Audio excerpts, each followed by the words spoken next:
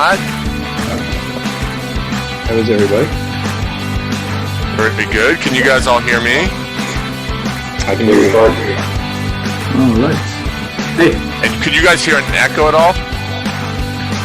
Nope. A little bit. All right. We've got some music running in the background. So this is the transition in. We're starting the show. So everything you see in that L bar is built by, I built it using a tool called Singular.live. It's a real-time graphic system. And right now, if you log onto your phone, and I'm just going to do it, so we have a real whole demo here. But if you were to log on your phone, what you'll see is a little landing page that this does not require an app download. You just jump into IRLchat.tv. You're going to type in ring. That's the code for this session. You can drop an email to me if you'd like. And then you'll see this poll on the left-hand side. So right now I'm using my mobile phone to submit,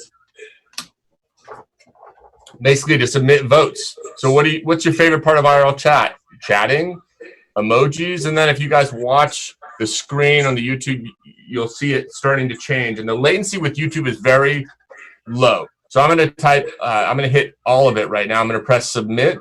And then I've been doing this lots of 1, 1,000, 2, 1,000, 3, 1,000, 4, 1,000. So it's about 4 or 5 seconds, really. And I've done a lot of this testing. And the bottom line on this is that for low latency interactive streaming, one of the insights is that you do not need like sub 2-second latency, which is what a lot of people are going for sports betting purposes, as you guys know. But the fact that you can actually use a single interactive graphic template that you build once and then you can distribute it to any stream, which I'm distributing this not only to YouTube but to Twitter, is absolutely insane. So if we can get the latency down to 3 to 5 seconds, it doesn't have to be 1 to 2 seconds, but 3 to 5 seconds, we can then enable some really cool interactive graphics. And that's what this is all about. I've basically built this interactive graphics tool. I've brought Zoom into it, and then I've mounted the whole thing on a cloud system using a cloud GPU, and I put that into an OBS. And by doing that, I basically got a platform that you would have to, you could sign up for a cloud platform, you could buy vMix licenses, etc. But what I've strung together here is a really low cost but highly powerful cloud streaming system. So I did just want to show that off. The second thing I'm going to do a couple more items here, and then we'll rope you guys in. But I asked each of you to tweet and to tag your tweets with IRL chat and Zoom. And so that's kind of fun because that actually has worked out pretty well. So Scott, you're probably going to be the first to come up here. I'm just watching the scroll underneath, and there's basically a queue of 10 tweets, and they rotate. So if you guys get on your mobile phone and type in a comment, I'm going to do that right now just to showcase. This is the coolest system I've seen, and I actually don't know how quickly it's refreshing. But I'm just going to send a message to the stream here. Coolest system I've seen, right? So it's kind of fun. And then the last thing I'm going to show off, if you are on the mobile phone, is that I'm going to throw some emojis up, right? So I'm basically just hitting this button. This is really kind of fun, and you'll see a bunch of emojis pop up over the screen. So you can imagine there's a Colin Cowherd. This is a guy that's popping up. His name is Keenan. He's written a book called Gap Selling, and he invited me on to pitch him during LinkedIn Live, basically. And the only problem is I couldn't find a LinkedIn Live compatible platform that would take these cloud graphics. So I did the Gap Sell. It didn't go all that well, but it went well enough. He gave me a second chance. So I've been building this system the last few weeks in the garage just to basically go back into Keenan and pitch him on this platform. So that's what I'm basically doing here. You guys are my guinea pigs so that I can get access to LinkedIn Live. They want to see live streams that you've produced. So this is my very first live stream. Okay. Thank you guys for indulging me. You're great friends, the three of you. And we'll start with Darcy. Why don't you tell us a little bit about what you do at Torque and what the last couple of weeks has been like? Sure. Well, Torque eSports is actually a conglomerate of a bunch of other businesses over the last several years. We're a public company, and we've been assembling assets that make sense to build an ecosystem for our own products, which we produce, which we have Eden Games, a publisher, and also for others in the space. We recently acquired UMG Gaming, which is a large presence of competition platform on Twitch typically. And then StreamHatchet's probably the other important one to mention, which is a business intelligence data and analytics platform. So not only can we report real time on how our product's doing, our games, mostly racing games, but also through the same methods help publishers understand where the reach is and the ROI, and bring sponsors and advertisers to the ROI table as well. The last few weeks, everything changed for us.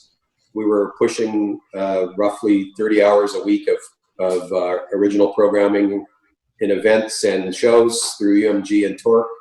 And next week we'll be at 90 hours a week. So it amped up a lot. We've had about 271% increase in viewers on UMG, and on Torque we've had 416% growth. And that's mostly for sim racing. So yeah, it went from everybody watching streams to now us being on television, of course, filling the gap for what's not there. There's no sports up there. So having a product that is sim racing was good timing for us, because it looks good. People can watch it and understand it. Even if you've never seen gaming before, you can understand what a race is. And all of our investors that are playing the game, the old timer racers are on there. Big names like Fittipaldi and Montoya. So it's good. It's been good. I mean, I can't say this is a good time for everybody, but for us, it kind of accelerated our whole business by about 2 years. It's awesome, man. You ran on ESPN last weekend, right? Yeah, ESPN and Eurosport. And this next weekend we'll be on 65 different broadcast networks. So we've signed a pretty big syndication deals. We reach about 1 billion homes now on television. Again, what is that sustainable post? We hope that people that never saw it before will come back, and net new viewers on all the programming on ESPN even was about 28% that they never saw before. So there's obviously a streaming or gaming crowd that's going now to television even to watch what's going on.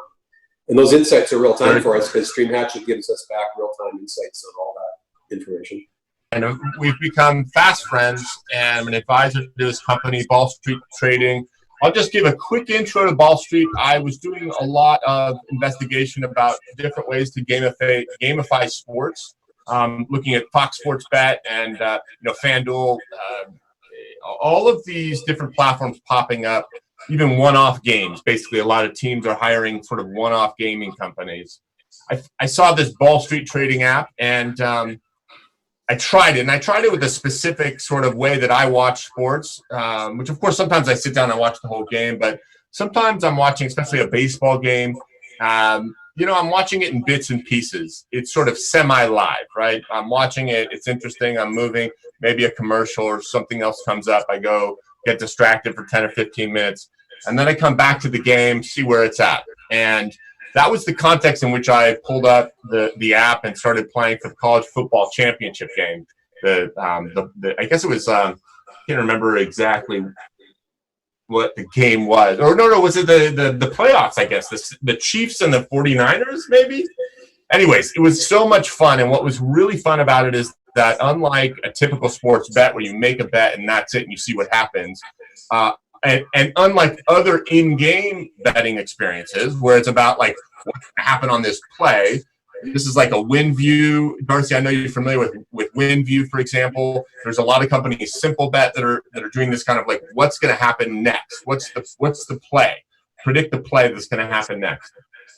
And those are fun too. But what I found super unique is that the Ball Street Trading app, number one, it's super simple. If you bought stocks, you understand how this works. Buy low, sell high. So the simple game mechanics was amazing, because typically you go into these fantasy games, you got to figure out how to play the game, then if you're not like a super avid fan already doing fantasy sports, like you're not going to know the roster of every single one of these teams playing. And so it's just not quite accessible. I wouldn't call myself a casual fan. Like I'm a sports fan, right? I'm not a diehard avid fan watching every single game and paying attention to. I mean, I think that's like the fantasy sports crowd, right? So, but this betting opportunity, I could make a bet and I could trade that bet throughout the game. So as the game starts to go up and down in terms of the storytelling, the emotion, what's happening, what's the momentum, and that to me is really. It just got to the heart of watching a game and how much fun it is. Is like, what's going to happen from this point? Is there momentum? Are they going to, be able to turn this around? Is it going to be a comeback? Are they getting crushed? All of those exact sort of emotional decisions at that moment, you can trade those. And so as a result, there's this in-game betting experience, which is really, really fun. Now, it's not actually a betting experience just right now because betting isn't legal nationally just yet, but we'll kind of get into that. But what I'm calling it, I'm saying just for today, is fake betting, right? What it is it's basically a game, but it is a game, based on sort of classic stock trading, sports betting types of mechanics. So I fell in love with the app and, reached out, struck up a relationship with Scott over the last, 5-6 months. And it's been a really fun thing to get to know him and his app. And so I'm going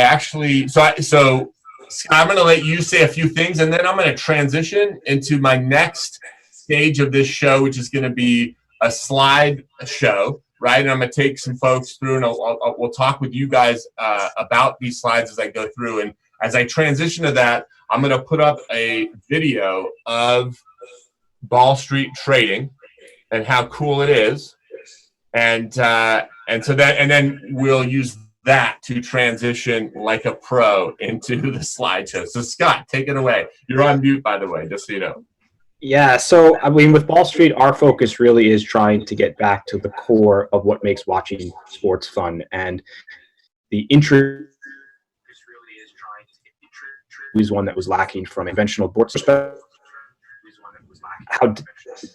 How DFS ultimately came into the market, where players would make their rosters, make their lineups, and then simply be left as spectators. So with us, it's about really taking the best of a prediction market and allowing fans to compete based on their sentiment or their confidence as they're watching these games. So our markets will trade from 0 to 100 based on win probability. The shares of the winning team or outcome will expire at 100. The shares of the losing team will expire at 0. And will ultimately be a contest for which players can collect the best P&L. So it's not enough to simply pick the winning team. You have to be part of the story and part of the experience of watching that game, which we think for everyone who wants to be a part of those games is a better experience for how they want to enjoy a Saturday afternoon or a Sunday night or Monday night football. And you've been pretty quick to jump on eSports as, I guess, a bit of a midterm pivot. But I know towards later this show, we're going to talk more deeply about how to get sports back. But tell us a little bit about the experience you've had with the eSports market. Yeah, as far as eSports, it's hard to ignore exactly what's been going on there over the past couple of years. So for us, it's about having the time and the capacity to do so. And this has opened up an opportunity for us to really to focus and understand the landscape and figure out what the best and most appropriate next steps are to try to figure out where we can potentially fit ourselves. The ability for us to run ESL games or Rocket League games or even NBA 2K games was relatively easy in that our markets are fungible to us putting up any outcome that we think would be measured over time. So for us, we've run those games. We've had a lot of excitement from our own user base. We've had the engagement numbers were about 33% of those events from a duration standpoint. The app is staying open and people are making active trades the entire time. So for us, it's been a pretty natural transition. It's just now a question of, can we find some voices and advocates to help introduce us to the esports crowd? $6 to $8 a month in the bundle. That's still true today. Over the last 4 years, many companies have allowed people to take RSNs out of the bundle, but you have to call and kind of, haggle for an hour or two. And then you're just in the last year or so seeing some bundles being offered without sports packages at all. But any way you look at it, sports are going to have to get clever and creative about direct-to-consumer businesses. And so there's very little data about how many people watch sports. So you've got the Nielsen data, and it shows that people that watch baseball, for example, are essentially watching a ton of games. It's almost like eSports. You have some baseball fans and they're just watching, you know, game after game, hours and hours of baseball. But the big picture question, like, do you guys watch your local RSN? You know, does anybody, if you go to a party and you ask 20 people how many people watch their RSN, I really wanted to find out an answer to that. So I started with California. I surveyed people in California and asked them, do you watch your local RSN? I named many of the RSNs. There's like 4 or 5 in California. I named like 3 or 4 of them and found out that only about 23% would say they regularly or sometimes watch their RSN. I think a more interesting and definitive number is the folks that said, I never watch it, right? Because you kind of know if you never watch it. And that number for the California RSNs was 65%. So then I expanded that to other RSNs. I've got a lot more to do, but I've got a total of 6 now. And this was really another really interesting, surprising result. So some, like AT&T Houston, you have 13% of the folks in Texas, they've never watched AT&T Houston. That's despite the fact that the Astros won the World Series with an asterisk. So, but then with NESN, Northeast Sports Network out of Boston, you've got 38% of Massachusetts citizens that are aware of, they're regularly or sometimes watching NESN. So the thought here is that there's all kinds of conversation, and we'll have some of them about the RSNs, but the basic insight is they're not all equal when it comes to D2C. Some have done a better job than others in terms of branding. And this kind of accentuates the point. I also have this in my report. By the way, if you don't have my research report, you should download it. It's ringdigital.tv/future-of-TV. This is a slide straight out of Sinclair's investor deck. And this slide is boasting about all the rights that they have. But what to me it says is what a mess they have in terms of their branding, right? So all of those channel names circled on the left there, you know, it's like some, you know, Sports Time Ohio. That's actually a recognizable brand. At NESN, recognizable, right? The RSNs in California have gone through about 15, you know, not 15, but a few name changes, quite a few over the last like 5-10 years. So brand recognition is tough for these guys. Here's more data from the same stuff, and so I just want to fast forward a little bit here. So before Corona, before COVID, I was looking at that RSN data and was thinking, you know, these guys are going to have to get deeper with fan engagement. And so I was using this singular tool, pulled together this IRLchat interactive interface, and I thought, well, if you go into a game, right, you could actually have that video board, and that could be your video game screen, and everybody in the stadium could be playing a video game against that screen. You also have text polls and things like that. So that was a lot of fun, and I got some good feedback on it. I did some survey work also in this domain and found that you know, a lot of TV production kind of conventional wisdom is don't clutter up the screen, which by and large is probably a good idea, although not something I'm very good at. I've cluttered up this screen like crazy. But what we do know is we asked live streamers, we asked those live streamers that are watching social streams, and they like the graphics. So hopefully people are watching this and liking the graphics. This is the tech part, which I promised I would get into. So I'm just going to say a few things about it. Number one, Singular is basically a tool that enables you to create interactive HTML5 pages. The thing that makes those pages come to life in the stream here is actually OBS. It's a free open source broadcast system, broadcast software. And the thing that makes OBS work, and the only reason I'm doing this is because a few weeks ago, after a year of trying to put OBS on the cloud, on a cloud server, I was finally able to do it. I found a company, the name of which I'm not going to say here, but I'll tell each of you privately. But it's a very small cloud company that not a lot of people know about that could very well, well, I don't want to say, you know, they can't beat the major clouds, but I see it as a sort of great acquisition for those guys. So what it allowed me to do is literally fired up a Windows machine, downloaded OBS onto that machine. I put my link, my URL link into that OBS, and then I basically, you know, typed in my YouTube credentials and I start streaming. Now, the truth is, did a lot more work on this, and more work to be done on the audio, clearly. But the fact that I could actually spin up a machine for 50 cents an hour, put OBS on top of it, and have that stream out in very high quality out to YouTube on my 4K TV is pretty amazing. So Singular is the company. I gave them a shout out before. There's another shout out. Okay, so let's get into some more interesting stuff here. Scott, this is for you. And actually, Darcy, for you too, and OJ, chime in, right? So how big is the sports betting market? How is this going to evolve and play out? And the one number that I'll focus everybody on right now is when New Jersey went live with sports betting, their first year of betting was sports betting was $3.2 billion, which is a lot, obviously, for a first year.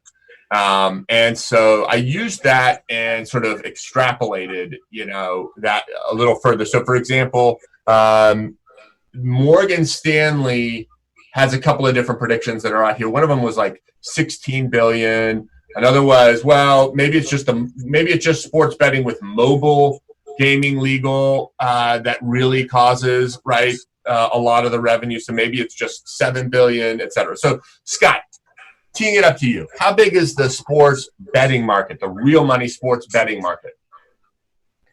I think it's probably bigger than anyone is anticipating, because what a lot of these figures can't fully understand is really the depth of the black market and the offshore bookmaking that's been going on for the past 20, 30 years. I think when you look at New Jersey and you use that as your key variable, you're also looking at a state that's pulling revenue from New York. It was for probably most of the year pulling revenue out of Pennsylvania until Pennsylvania went live. And you brought up the point, the reality that this is all being driven through mobile, because I think what COVID is doing right now is just really highlighting the fact that brick and mortar is exposed, and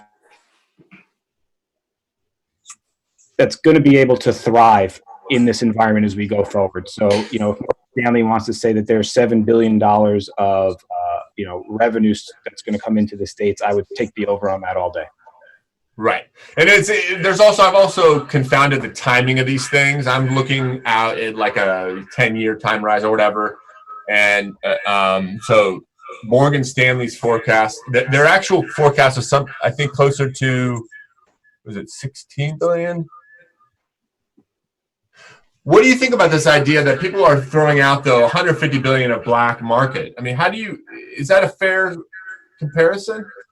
I think it's probably, I don't know, the 150 mark is probably kind of hard to quantify, but I think whatever you're seeing onshore, you can probably put a multiple to 10 for offshore pretty easily.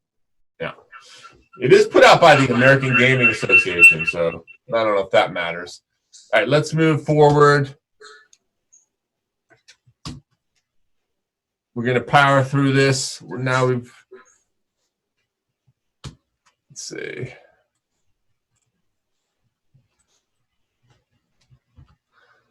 Let's see. I'm experiencing some technical difficulties, which is not great, obviously. This is my cloud GPU. It's got some technical difficulties here, but we will. Let's see. All right, good. So the next slide I've got up here. Let's bring in OJ. OJ. This, actually, I don't know if this is going to be relevant for you, but it might be. So this is Netflix. I did a poll on Twitter, and the idea was to try to figure out what's Netflix total addressable market in the U.S. I had seen a quote from Reed Hastings a number of years back where he basically quoted from 60 to 90 million U.S. subscribers in the U.S. as being his total addressable market. And so, back in July, I ran this poll, and fast forward to today, it looks to me like the 60. We're closer to the 60 than the 90. What's your take on where Netflix is, and also you can give us the international perspective on it? I think there's still some room there, because if you look at how Netflix is used today, with password credentials being shared across, friends and family and what have you, I think these numbers could even go higher than they are today. And then on the international, I think they have a quite good footprint in Europe and what have you. But even there, it could grow even further, and especially with new the streaming providers like Disney Plus that just recently launched in Europe.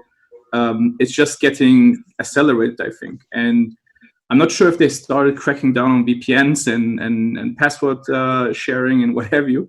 But I think these numbers could go up, especially maybe. I feel like there's still some mismatch in the pricing and how much people actually want to pay for that account, right? They try these things in India that you see with mobile only viewing for $2 a month or something like that. So I think if we adjust a little bit the pricing a little bit more, people are probably choosing then to say, instead of sharing and having all these difficulties in sharing accounts and what have you, let's just pay $4, $5, whatever the reduced prices, and then the numbers will go up even further, I think. Interesting. But overall, I think it will still grow. Let's just poll Darcy and Scott on this question of sharing really quickly. Darcy, do you think there's a lot of password sharing globally of Netflix? Oh, absolutely. I mean, it's publicly known. I think it was four times is the average shared. So that's just Netflix. I mean, some of the other platforms are more restrictive, and smartly so. They didn't follow the same pattern. I don't know how Netflix gets out of it. I think they tried to pull back at one time, and then they lost a bunch of subs. And I don't know. Once the genie's out of the bottle, how do you take that away from a family? They might just go to Hulu and say, I don't care, because now I don't get 4, I only get 1 or 2. There's no advantage to me being here anymore. Of course, the programming is important. In our world of eSports, same thing happens. Lots of password sharing, lots of stuff goes on in games, and at the end of the day, you have to decide if you want to restrict, and you shouldn't. I don't think once you've done it, whatever your business model is, what it is, trying to retract that is not going to work for Netflix. Well, you can see our market reacting to the news that was happening in the true financial market. So as you can see, that was trading at 99% that our market thought that it was going to be a down open. And then you can see the news comes out, and our traders begin to buy that news in our market, saying, nope, I think this is going to be an open or an up print when Monday opens at 9:30. So you can see that's probably an hour, and you can see all of a sudden as 9:30 hits, everyone begins to just lift offers and take that market up higher. Right. And that's like fundamentally the sort of emotional roller coaster, if you will. Not in a bad way, but seeing the emotion of the game go up and down is what's so fun here. What we want is volatility. This one's another great one. This is really key. Sports. So in general, there's a lot of really tough news. I'm hearing from our governor that this could last into 2021, and so on the internet, in Twitter, etc. There's definitely a little bit of a debate heating up. Right? When should we get back to work? Nobody's getting back to work now. We're not getting back to work next month. So we're done for a couple of months. But at some point, sports has to come back. We all have to come back. We have to restart this economy. And to me, I really see sports as sort of like key to that, because it's a place where people gather, where there are rules essentially, and ushers and fan engagement team, people, etc. And so I feel like it's not just that we want to get the economy moving and people. I actually think like the way we all behave towards each other inside these arenas, how we execute social distancing, the summer months here, I think are a perfect time for us to try to figure out how to move forward in the environment we're going to be in. And so, to me, I really see the second screen, simultaneous stuff going on at home, and then having some of those brave souls with like the positive serology tests, go to the stadium, but do so in masks and things like that. To me, it puts us in this odd situation where like I'm fired up about live Zoom casting, and we're going to do sports betting and eSports.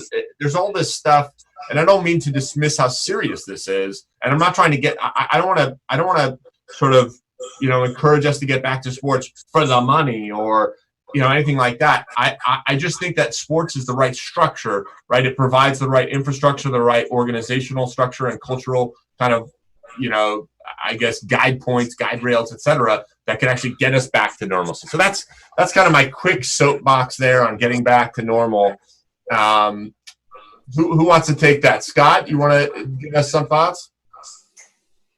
I agree. I live in New York, and we just heard Cuomo today say that they're going to extend this out to March or to May 15th, so another 30 days. I think people need something that they can hold on to that just feels more normal than what the last maybe month or two have been. Yeah. And Darcy? I don't think sports will be normal for years. I think people are going to be very, very paranoid about one person going and make it. You said it right. If they can test everybody, is there going to be a testing station going into a stadium or a concert? Maybe so. Maybe that'll be the way you make people confident and comfortable. But that by itself is inhibiting. And as you know, ticket sales, in a lot of places we're already, on the cusp of. In motorsports, I can tell you, it was already, a downhill slope way before this happened. So how do they recover? It's impossible. It's going to be a lot more online in regular motorsports, and brick and mortars are going to be hurting. So that's really the challenge is, are the salaries going to have to come down to adjust to the ticket prices? Or ticket prices going to go up because there's only half the amount of people you can put in a stadium. And there's so many business factors that are out there, and then there's just going to be the paranoia. I don't know how long this. We got another month of this. That doesn't matter. When a month's over, it doesn't mean everybody's running back to a stadium. I guarantee there's no sports in stadiums at any scale this year. That's my bet. I'd put everything down on that. Yeah, I'm a buyer of that too. OJ? Yeah, I think that I agree. It's sports are important to get back to normal, I think, because for two reasons. One is people need right now something to escape all of these news and enjoy something, etc. And we'll probably we all agree. I think that we will not get to normal sports as it used to be for quite a while, I think. But it might get there in stages. Like I recently heard that some league of golf, I think, will come back without the audience. So they will just golf like it used to be without the audience, and they will stream that probably or broadcast that. It might be in the stadium that they, the two teams will see each other and they will play and everything, but no audience. But then you can watch it at least. And I think that's important because you need something that reminds people of the good old days, let's say, when everything used to be great and everything, just to give them hope to say that, we'll get back there. It just will take some time. And it's good to have something like this in stages, maybe, okay. But it's good to give that to people so they have some hope and see that there is some there's changes coming and good days will come, basically. Yeah, I didn't mean there's not going to be any sports happening, but it's not going to be in front of crowds in stadiums. Yeah. It's, they're going to have to find a new way. And this is a perfect example. Maybe all of us that went to the game together are just going to be on a chat window together and we're going to be watching the game. And that's the way we appreciate it now instead of us being in the stands. Right. And actually, I'm going to leave it on this for a few minutes too, because I think that was part of what I wanted to talk about was the idea that you could actually harness some of that in-home energy. So for example, on a Zoom, I didn't want to overcomplicate this because I'm already struggling with the audio, but if we were watching a game right now, you could actually have your phone on the Ball Street app, right, on a Zoom basically, and you're playing along with other people also at home, maybe with a Discord type audio thing, whatever it is, and that's generating a certain amount of connected sort of energy, if you will. And then if you can imagine people in the stadium also betting on that same game and also kind of being connected back home. So there's, I think it's sort of like, in a sense, obvious to jump on this idea of like Zoom casting and somehow bringing people into the broadcast, right? We already do it right now with sideline reporters and things like that. So I think you're going to see all that creativity, whether it's the Katie Nolans or the Saturday Night Live, basically embracing this kind of simultaneous activity. Scott, do you want to talk about that a little bit more in terms of what I would love to have you tell is that story. We talked about this yesterday where we're likely going to have a shorter season. haves and have-nots. How's this going to play out, and how do you think Ball Street could help a local sports team that is, let's say, not likely to make the playoffs? Yeah, no, I agree. I think that the reality of fans in the stands is not one that will be present in 2020, maybe even not in 2021. The first half really depends. I mean, I think when you think about the haves and have-nots, NCAA sports are potentially done for the year. If they're not able to open those campuses, that removes that ability for those universities and campuses to have that type of activity. When we think about professional sports, and you think about the NHL and you think about the NBA, you're talking about teams that have an opportunity for the playoffs, teams that don't have an opportunity. And if you're one of those teams that does not have an opportunity for the playoffs, you're now in a position to be stuck to at best next year. And how do you keep engaged with your fans? I think the box that we check probably better than most other second screen experiences is that when you come onto our platform, you now potentially trade against hundreds, if not thousands of players, where there's an actual energy in the app in your hand, because your ability to now touch the game is very real, because you open it up and there's 15,000 people trading that first game back in the NBA, whether you're at home or in the stadium. So for us, it's about really trying to speak that language to the NBA teams, to the NHL teams, to being a touch point to their fans, being an engaging and entertainment experience for them, with all of the user data that allows them to then retarget later on, because this is going to be a brand new world for a lot of these organizations. And the opportunity to really focus on mobile and digital has to be the priority right now, because if you're focused specifically on signage in your arena, those assets are worth zero right now. And how are you going to monetize for your partners, or even help get the word out for the opportunities and offers that you have trying to sell season tickets, as an example? Yeah, I mean, I think that's the idea of energy is so interesting. It's like such a, it's a little bit of a woo-woo kind of idea, and this is why I was so fired up on Saturday Night Live. Michael Shea had this Zoom audience, right? And Darcy, I know you saw that too. It was like, it wasn't necessarily the best having the Zoom audience, but what really resonated with this guy's obviously a super talent, and he's like missing, like, I can't do comedy without the audience. And a lot of people in the TV business who know about advertising and how the economics work understand that the reason an advertiser pays $5 million for a Super Bowl is because everybody's watching at the same time. And so what I find super interesting about Zoomcasting and watching, co-watching, if you will, is that it is actually, there's a huge energy of being with each other physically in the same location at the same time. But there's also tremendous energy just doing the same thing at the same time, right? So I think that's such an interesting dynamic, and sports is going to have to dive into that, and sports betting is one of the ways to do that.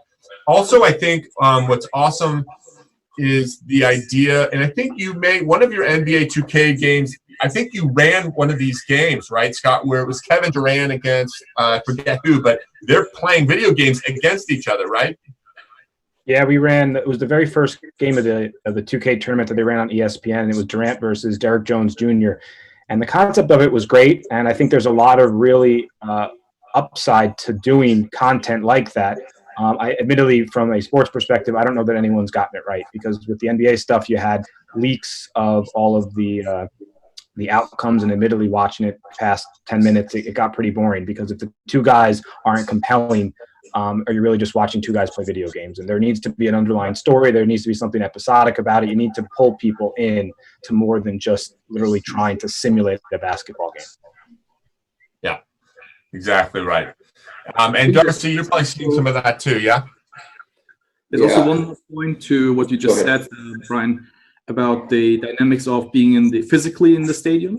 Yeah. But I think also the changing to eSports and the Zoomcast type of audience, there's also things you can do that you can't do in the stadium. You can't send memes to 50,000 people and they laugh about it, create some dynamics about conversations and what have you. You can't pull up interesting statistics and show it to everyone. There's things that you can't do in the stadium, I think, which you can do with the technology behind that kind of experience, right?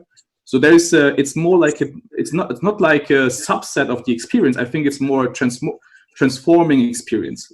And I think so. The example with the two basketball players, playing on a console some game, that also probably has to be figured out. That it's not just two players all being awful at playing the game because they never really played it, and it's different than physically holding the ball and playing. So it's not a subset. It's actually a different type of experience, I think, and that's to be figured out. I guess that's the point. And both have their strength in the type of experience you're getting into. Yeah. Hey, OJ, we're running low. I want to give you some time. Tell us about what you do, what your company does, and how it relates to sports, TV, drama, etc. Yeah. So I'm OJ from Frankfurt, Germany, and I'm the CEO and founder of Television AI. And what we provide basically is an AI-powered video editor with in the cloud, with all the infrastructure handled for you.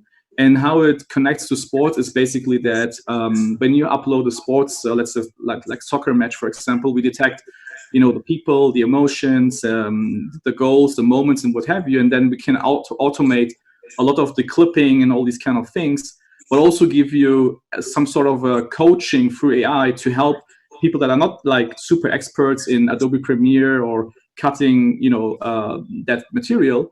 Or being sports experts of identifying every player and what have you, so that you can actually work on the material and cut it in 3 clicks, and it will encode that for you in the cloud, and from there it goes to your asset management or CMS or whatever it is, basically. So that's what we do. And then personally, I'm in the industry now for almost 15 years now. I used to work prior to the company, I was at Ericsson. Prior to that, I was working for one of the largest media companies, Axel Springer in Europe. And yeah, so I'm in the industry for 15 years now and enjoying it still, yeah. And so given that you're focused on sports clipping these days, because you've also done some other stuff in terms of creating trailers for deep catalog content, etc. What do you have you been pivoting? What's your strategy right now with your company? So there's 2 things I want to get to with the company. One is much more live. So basically being able to consume through technology much more live content and extract insights that we can act on.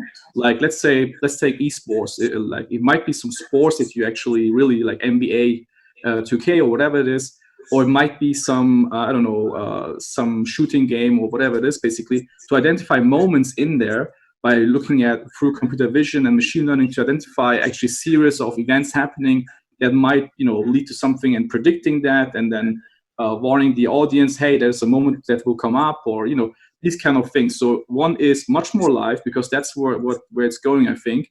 And then the other thing is basically extracting more insights and predicting and helping with producing more content that we can share on different channels with friends and whatever it is, basically. Excellent.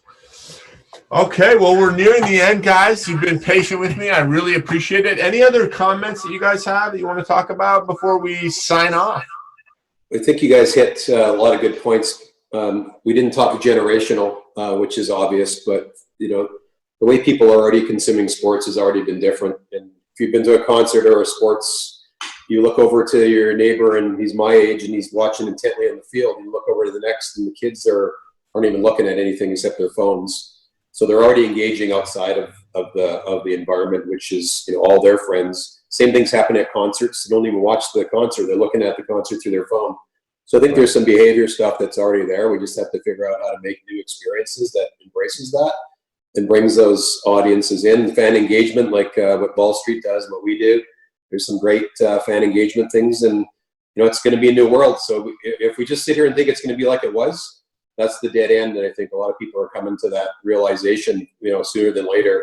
And I think the opportunity now is to do what we thought we were going to do in 2-3 years from now, right now. Like, go for it. Take all the risks you were going to take over 2 years and jam them into 90 days. That's what we're doing.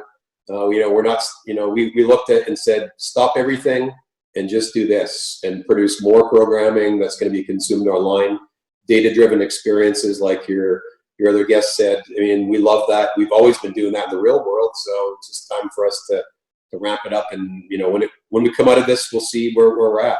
Hopefully there'll be some residual value of the things we've innovated and continue to do. And I'll tell you one more thing, racing, just an experience. We've got people that have been out of racing for 30 years that are racing again. You've never seen Emerson Fittipaldi and these names in racing, and they're racing, and they're competitive. They're playing against their grandchildren in a race, and they're truly racing, and they're competitive. And so that's a whole other experience, you know, that never, wouldn't even exist in the real world. And I think those new experiences is where we're going to come out of this. There'll be a hybrid of new things to do, generational things that suddenly are more interesting, and they may never go back to, you know, a crowd again. And then how do we get back to the normal world? There's a new normal, and what is that? That's awesome. It's a great conclusion.